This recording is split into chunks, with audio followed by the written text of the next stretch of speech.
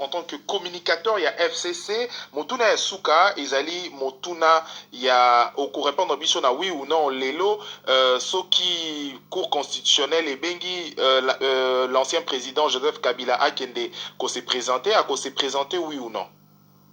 Bakobenga été. Akobenga azali kolo mibe côté comme tout citoyen. Bakobenga été potine akobenga ezate liboma ke kofunda mutu bongo parquet benga yo, parquet wana eza batu ya bwanya. Eza baninga moko totangaki na bango na yebi ndenge tosolaka na bango. Bakobenga eta ko. Donc baninga mais en tant que auxiliaire ya justice. Makambo wana eza sans suite bakobenga été. Merci mon Mboka Lambert Mende pour la disponibilité nao. Merci.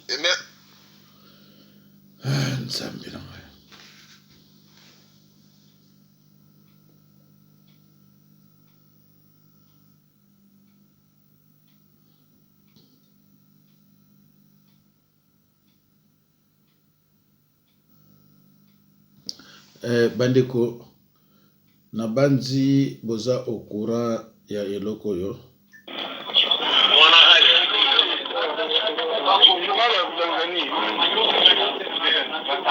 ya Tanzania. Wanamfahamu vizuri sababu ndio kule alikuwa anaishi.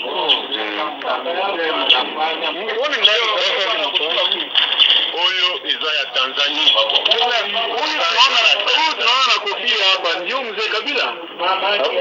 Kofia ni wewe. Huyu baba yake. Baba yake nani? Kanambe ndio nani? Ndio yule. Moses Kabila. Sasa anafanana sana na huyu wa kofia.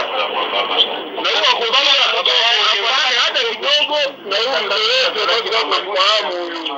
Mzee Laurent Desire Kabila.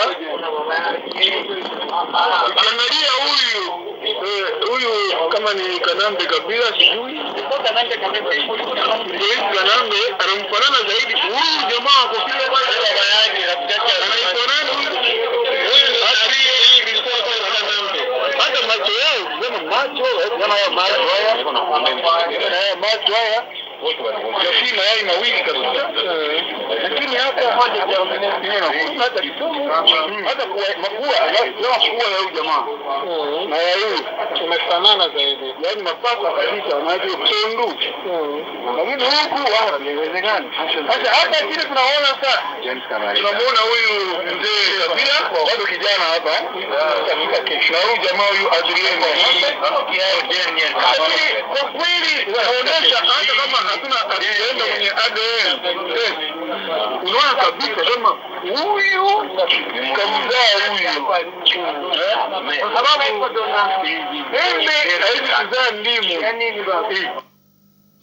Bandeko zirana tana no titre oyo sobo zomo nango bien. Omoni titre bandeko nangai eza journal suka ya Tanzanie. Conformément na ba déclaration ya Ibrahim Kabila ezalaki suivi na Tanzanie. Alors bango kuna na Tanzanie bayebi Hippolyte Kanambe bomwana na ye makambo nyonso parce que il est grandi là-bas. Voilà, donc bayebi bien. Alors journal euto bima kuna bazolakisa nyonso ke ndeko muto yo aza mwana biso moko toyebi bien azaki ne kaka awawa to comprendre te ndenge nini kuna akokoma président de la république azaki ne kaka mwana moko apusaka wana voiture soki ya bataxi ndenge ka Chilombo azaki chauffeur livreur ya bapizza akomi président bamoni yango vraiment ke mboka oyo ya marque nini tozoloba Kabila azaki soki chauffeur de taxi akomi kuta président bamona suna mboka na bango moko mutu moko aki livreur na Belgique ba client na ye ba pizza bazoluka ye ba expliquer bango ke te client na bino na ba pizza akoma président de la république. Donc bandeko na Belgique bato ba la donc na ndeka kosakana te bazokamwa ke moto yo ba client wana ke soki aki spécial kama pizza ya zuka moi 1 euro 2 euro apesi po mbila moi bien. Même si on que non, moutango wana yawa akomi président de la République. Quelle honte, bandeko. Quelle honte. Ngai Mouluba, je l'accepterai jamais. ngai so le muluba na kondi melo kwa ndona te ke mutaza ile chauffeur ya pizza livreur ezalaki musala ko supporter betini na été mais c'était un gagne-pain pour toute sa famille. Alors mtuwana briskement président de la République ya ro moni yema opeli kula zo mona ga kete akokipe na ngote azani mafuna mafu bande kuna ngai mboka oya biso za mawa na ebite so za okura ke nini babe honi na boye boss na komwango constitutionnel échappenga ba reconnaître mariage à FCC cour constitutionnelle ba reconnaître mariage à FCCT na cash bango ba monike eza illégal na minito dans barabino na kini cour constitutionnelle a outi ko lobayango que aza ko reconnaître mariage onate parce que ça mariage moko illégal kaka tango makamo Ibrahim oyo Kabila bimi ande pai makamnyo se bandiko bima ndeko na ngai Ibrahim Kabila abombité alobi eko aider payer ta muswaze ne mwana ya muzete cause la pendengo na cause na pe mwana muzete alors to kamatana ka biso to ba Joseph na ba Zoé na bango tout biso tout to salaka to e ba nani ou bien azali ou bien zate oyebi kiza question moko piège Kabila tali alobi mais Kabila lokola za na pouvoir mais ezaka moi limité a kangeye et puis à relâcher parce que coup de fil bête ba mais non yoza sénateur yoza président de la République mais devant Chilombo as président de la République le Chilombo président qui a comme ça la barrière quoi donc soko beti Kabila lisasi faut beta de so Chilombo bon ya kota pa ya Kabila donc soko o beti so e koti pa na yete e ko kota pa na yete ninko le baké pour Kabila akende il faut kwesa Chilombo tant que Chilombo aza wana Kabila pa ko kende te mais bande ko comprendre te ne ba ko tourner leye nani wana Kabila baluba babandi ko soni pona Chilombo na bandi ko zo pastor yo saki da raison pastor banda ko lo ba vérité ngai na lo ba ka vérité ngala kene na ko ba lukuta te ngala ba toujours vérité na yebisa bino ke éveil patriotique ya mokuna eza ba ko lukuta parce que je lui ai téléphoné plusieurs fois que yebisa biso éveil patriotique ozo salawana to bengana nani nana oza président et pourquoi Chilombo n'a pas l'impérium Kao ndeko nanga même moni pasteur ya muluba za koloba français neti mai tuna eka question pourquoi Chilombo n'a pas l'impérium à comprendre que c'est une question piège alors ben ça viendra avec le temps tant on doit pouvoir baramo pesa ka impérium baramoko mais sur tout muluba pourquoi Chilombo n'a pas l'impérium Kao moi répondre aux athées parce que yabi ke bangoni suka ba miyibi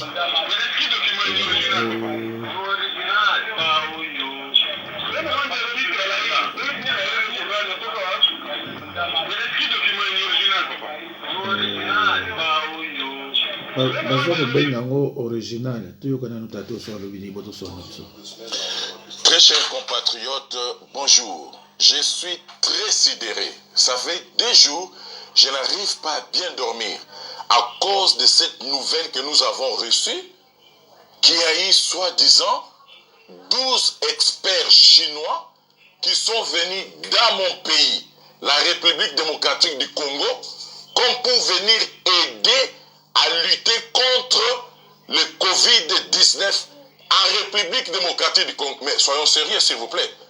Soyons sérieux. Qu'est-ce que les Chinois ont déjà fait du bon en Afrique en général et surtout en RDC? Dites-moi, qu'est-ce que les Chinois ont déjà fait de bon en République démocratique du Congo? Je vais vous lire. Le 13 mars, 9 experts chinois sont arrivés depuis le 13 mars à Rome, à bord d'un avion spécial. Depuis le 13 mars, ils sont arrivés au total de 9 en Italie. Qu'est-ce qu'ils ont fait de spécial en Italie? Le nombre de morts en Italie ne fait que s'augmenter. Aujourd'hui, je vous parle, nous sommes le 15 mai. En Italie, il y a aujourd'hui le 15 mai, 31 368 morts. Qu'est-ce qu'ils ont fait? Et en République démocratique du Congo, nous avons moins de 50 morts qui Covid-19, moins de 50 s'il vous plaît. Même pas, je dirais même pas 30 morts de gens qui sont morts de Covid-19. Comment ils se précipitent? Mais notre gouvernement, franchement, même notre gouvernement, je ne comprends rien. Que quelqu'un m'aide à comprendre. En Afrique, le coronavirus ne s'est pas encore répandu. Et même si c'est répandu, nous avons le docteur Jérôme, qui a aidé les pays comme Madagascar. Il y a eu beaucoup de guéris là-bas, beaucoup de guéris. Pourquoi on ne peut pas seulement utiliser le produit local que notre propre docteur de chez nous, docteur Jérôme, a trouvé? On fait venir un avion spécial avec soi-disant 12 experts chinois pour venir aider un pays où il y a eu moins de 30 morts de Covid-19. Vous trouvez ça vraiment sérieux? Frères et sœurs, vous trouvez ça vraiment sérieux? Pourquoi en Italie? Pourquoi en France? Pourquoi en Espagne? Pourquoi partout dans les pays où le coronavirus a été plus de 20 000? En Espagne, plus de 27 000. En UK, plus de 33 000. En France, plus de 27 000. Pourquoi on n'envoie pas ces experts-là là-bas pour les guérir, pour les soigner, pour lutter contre le coronavirus? Il y a quelque chose de bizarre qui est caché derrière. Je parle avec mon cœur que tous les compatriotes congolais ouvrent les yeux par rapport à ce qui est en train de vouloir se passer dans mon pays. Que le Seigneur nous protège, que le Seigneur garde la RDC contre toutes les machinations que les Occidentaux vont vouloir faire au travers des Chinois. Que Dieu bénisse la RDC. Shalom. Kasi yozo ganga wana gangila ndeko na yo yoza muluba gangila ndeko na yo Chilombo donc nazo comprendre te nebite so ko lobla bilonini lelo yo toyoki lisusu ke ndeko moko azo komisa kombo po ba biso ke non oyo alingi apesa kombo alobake ya belaki Covid-19 to ozanango ndeko moko abimi abiboyi apenza ngaza nango ngana za nango na besoin 500 euros ngabo zo kombo na ngana za nango. Bon soki bango bazo pesa bato 500 mais bato ba même 4 000 même 30 000 ba bima ba faux malade ba bima belé. Ah Chilombo mais oyazo ganga awa. Les Chinois ne peuvent pas venir chez nous sans l'approbation de Chilombo. Il faut qu'il y ait l'accord de Chilombo. Ceux qui Chilombo a signé, il ne peut pas venir. Mais ceux qui baillent, Chilombo a signé, alors le bande de Konomoluba. Au lieu de se faire un peu de gang. Bande de Konomoluba, on dirait que c'est un nombre de thé. Bande de Kombote na bino, Nzamba Pambola bino, namoni ba biloko na bino bokomia tout ça on comment pelé ba on soit tuni mais comment passe aux hommes na té maladie aux bella qu'est-ce qui ne va pas tozo kayote 5 jours bande ko yebi ke kam singande bo moni 5 jours les belé ngabu to moni 5 jours les belé mais bino moni on peut 5 jours les belé biloko na to chambi kolo et selon ka 5 jours bande ko soko za congolais ou ba ben congolais faut ça le passer. Et bino obozo landanga 99,99 boza ba vrai congolais à 100% tinga.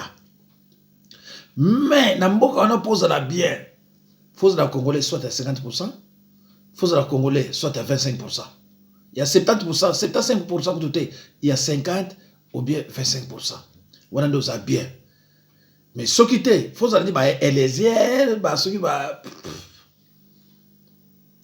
ce qui n'est qu'on a tenté de passer.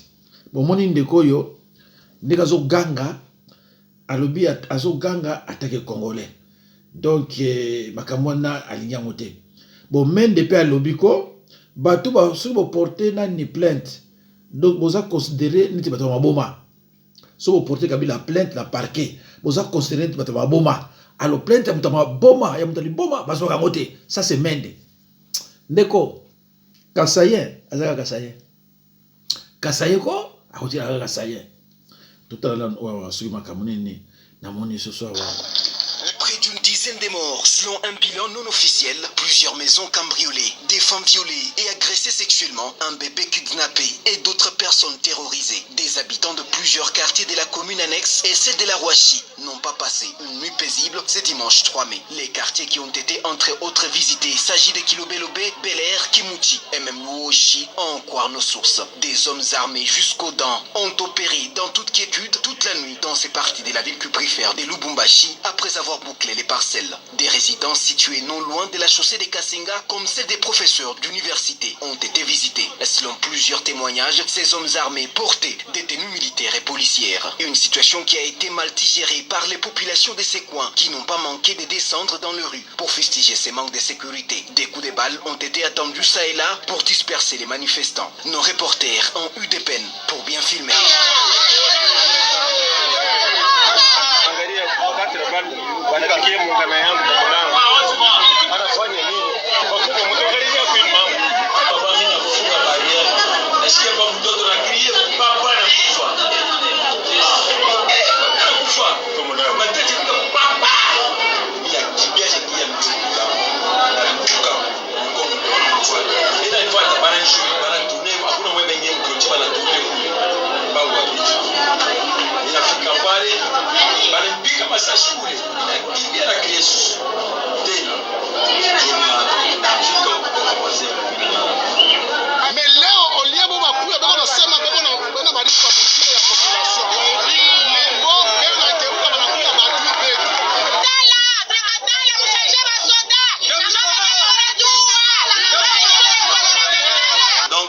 Visités par les hommes armés. Il n'y a même pas à dire aux bandits ou ceci. Ce sont des hommes armés, bien armés jusqu'aux dents. Ils nous ont visités depuis 2h moins 5. Et ils ont eu le temps de faire 25 minutes dans la parcelle. Il n'y avait aucune intervention.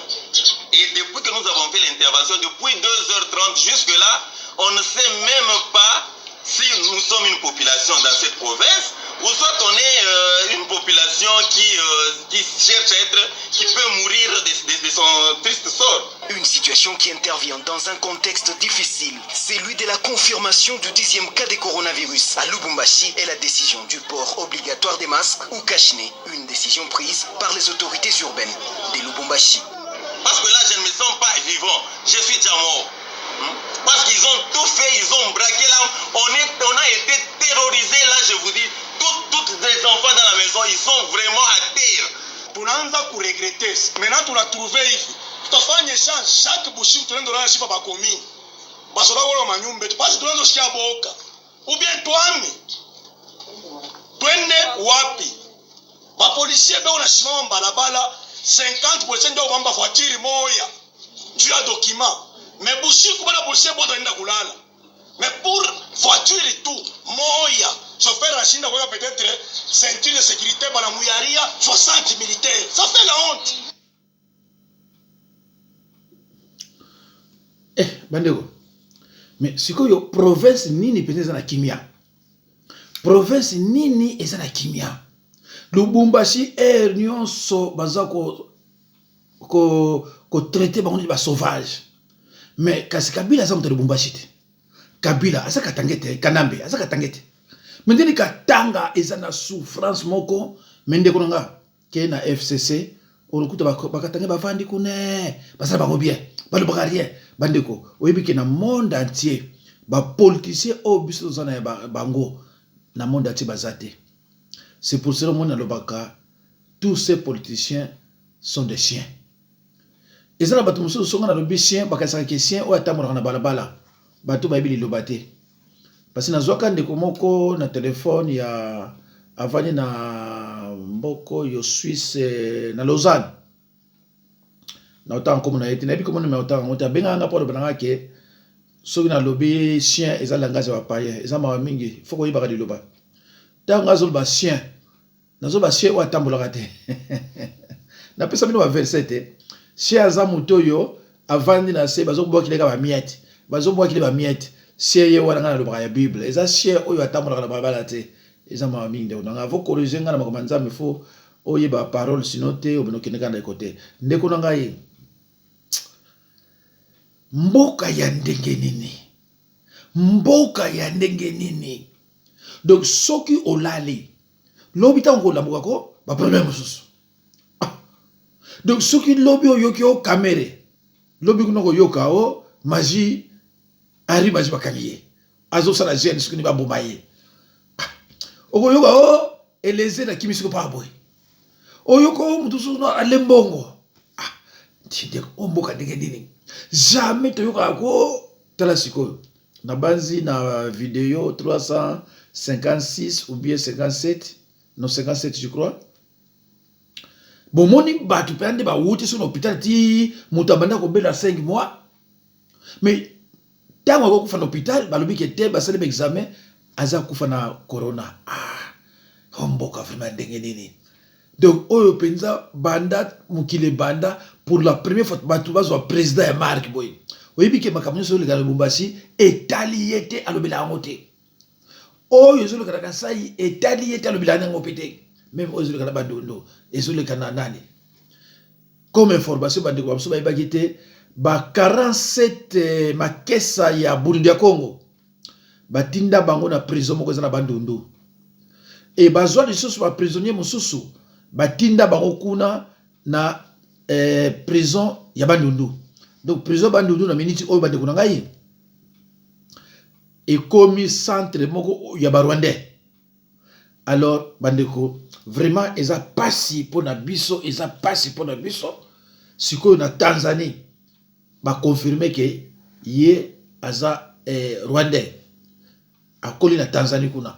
Sikoyo nini justice congolais awa ko soki eza problème te en France awa bozuka soy boti na nini na Londres moins d'une semaine bozu résultat. Donc il faut sikoko telemile ko babonde la ba bete lukula petu andimiko yo pendima pekaka lukula petu andimi mwana biso yo Ibrahim andimiko yo pendima kaka di to yeba di tabusu petu yo asama na Kabila ta chaka munoko pamba. Donc eza ko tuteke moko no luka kora Kabila soya ya nani soya Ibrahim na soyi ya Kanambe eko pesa deja bango deki baza père moko te avant que tu moko tona tango eko pesa ki baza père moko te ale buluki siko kene loin Kabila za motema be neti baluba makabila motema be obomi tata batu bana na yesu bali ko boma bango o batikali baki bana mkiba koli pauvreté basala kate basala biko kolia te yo sana ba milliard ndeko na ngeza ma mingi pareil na mukuna mwana mwasi abato a violé a bimisi revolver ana mbongo bele pesa mwana na 10 000 asi calmer jamais ako pesa ete ndeko na nga sona famille na bino bozana mutazana sorcellerie aza so ndeko na yote so bozana mutu azana sorcellerie na famille na bino aso ndeko na yote sorcier ya mutema madame azalakate so ki bozana mutu aza sataniste c'est fini aza so mutu na bino te exemple ngwana ya batu oyoyo bomoni vraiment za mawa mikolo nyonso problème mais dis-donc c'est pas possible tout l'anda soso. Nous avons des cas de massacre, nous avons des cas d'assassinats ciblés de personnes sur simple suspicion de collaboration avec les combattants auto-rwandais. Sylvie van der Wildenberg n'a pas de doute. Ce qui finance cet état de guerre, c'est le commerce des minerais. L'une de leurs premières ressources sont des ressources du sous-sol qu'ils exploitent illégalement, d'où l'importance du rétablissement de l'autorité de l'État et du contrôle de l'État sur ces mines. Dans une région où règne l'anarchie, le trafic des minerais à bord de ces petits avions se déroule sous les yeux même des casques bleus. Sylvie van der Wildenberg n'en revient pas de la dernière manipulation d'une société de commerce de coltan. MPC, cette compagnie sud-africaine, utilisait 7 hélicoptères aujourd'hui bloqués sur le tarmac pour éviter tout contrôle sur le transport de ces minerais. Il était siglé Nations Unies, en toute illégalité bien sûr. Ça reste inacceptable et extrêmement choquant. pour nous, Nations Unies, qui sommes là avec un mandat de protection des populations civiles et de soutien au gouvernement congolais, de savoir qu'il y a des opérateurs économiques qui osent utiliser le sigle des Nations Unies pour transporter leurs matières premières. L'ONU est impuissante. Ce jour-là, le représentant spécial du secrétaire général est de passage dans la ville. Nous profitons de la présence de son Excellence William Swing, un Américain, pour l'interpeller. 4 ans après le rapport de l'ONU, rien n'est réglé. Il se passe des choses abominables. Absolument. Des massacres Absolument. avec des... pas dire d'autres mots, des massacres avec des tortures. Nous lui parlons massacre. Il répond programme de formation de l'armée congolaise. D'abord, il faut finir le programme de formation. Petit à petit, on arrive. Mais entre-temps, il y a beaucoup de souffrance. Je suis d'accord avec vous. Et dernier point à propos des mines, Oui. dehors de Coltan, Cassitéry. Oui. Les bonnes parties des mines sont sous le contrôle justement de ces groupes. Oui, c'est vrai. C'est vrai. Et donc alimentent les caisses de ces groupes. Oui. Alors, bandeko biso toza bato moko kaka toza condamné na pasi parce que biloko nyonso oyo kimoyibi kaka na mboka na biso kimoyibi kaka na mboka na biso bandeko tokosolola lisolo ya maladi moko eza na niveau ya France Europe wana disons komo nango Kawasaki ezotake mingi bana ezotake mingi kote ya motema ezovimbisa motema après mwana kufi.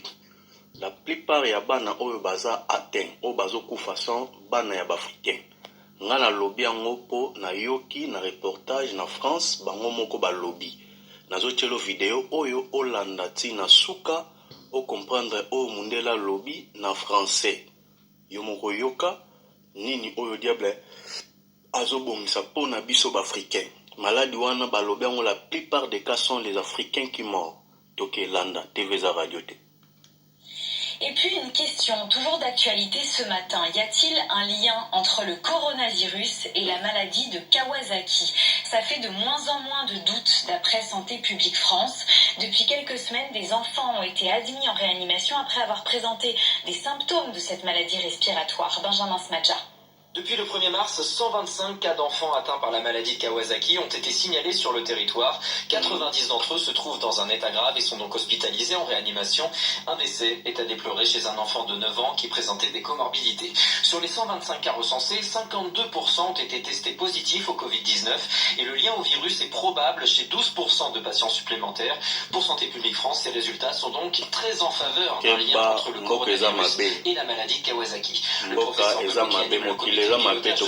France met en avant une autre donnée. La majorité de ces enfants ou adolescents touchés sont d'origine africaine. Impossible pour le moment. Impossible d'expliquer pour le moment. Hypothèses, notamment la piste génétique. Impossible d'expliquer pour le moment. tika tokata ngaka po tozoyoka nyonso ndeko tozoyoka nyonso bandeko toza na ndeko moko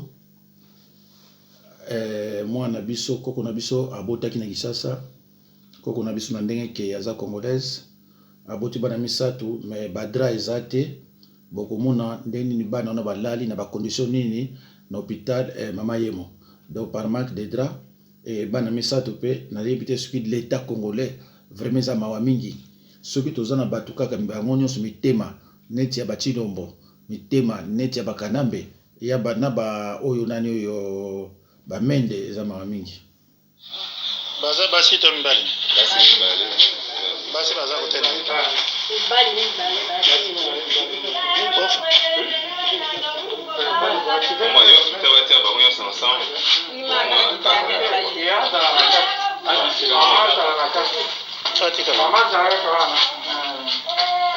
bongisa mwana olipota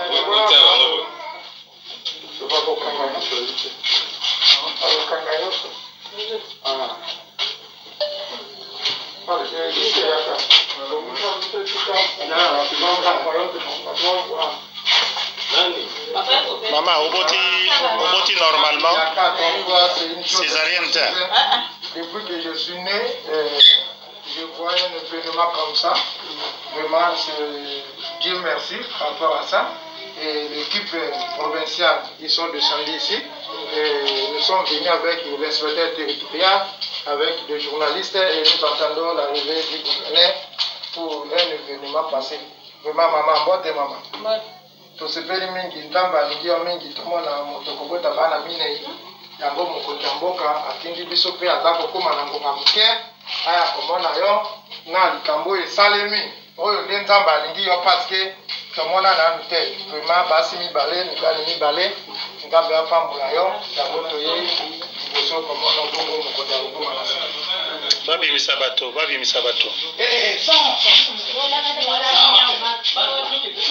merci na bino nyonso bandeko balandi ya radio université ya bapi bandeko ya rtnc radio mayaka tozali awa na lopitalo ya bochili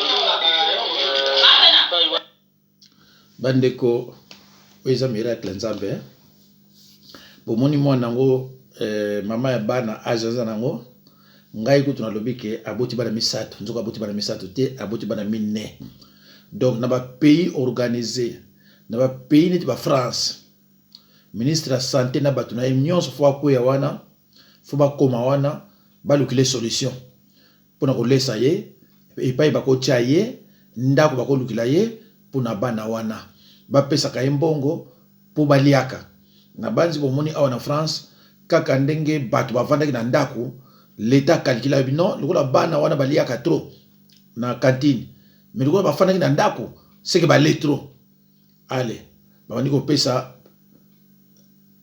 na mwana moko 100 euros sozo na bana 600 euros mama pe mama 150 na bana wana 100 euros bon bato pe baza mibali to basi bavandaka bango mais salaire eza vraiment moke batindini bango pe 150 parce que baye ko remarquer que lokolo oza na salaire ya moke obanda kovanda mingi na ndako c'est que yo mpo obanda kolia mingi voilà donc loko obanda kolia mingi fo bakanisa yo bakotika ndenge wana te voilà donc bandeko na mboka oyo ya biso songa na lobi a olobi na mboka neti oyo wana na yebi te soki baokipe ye na ndimi te voilà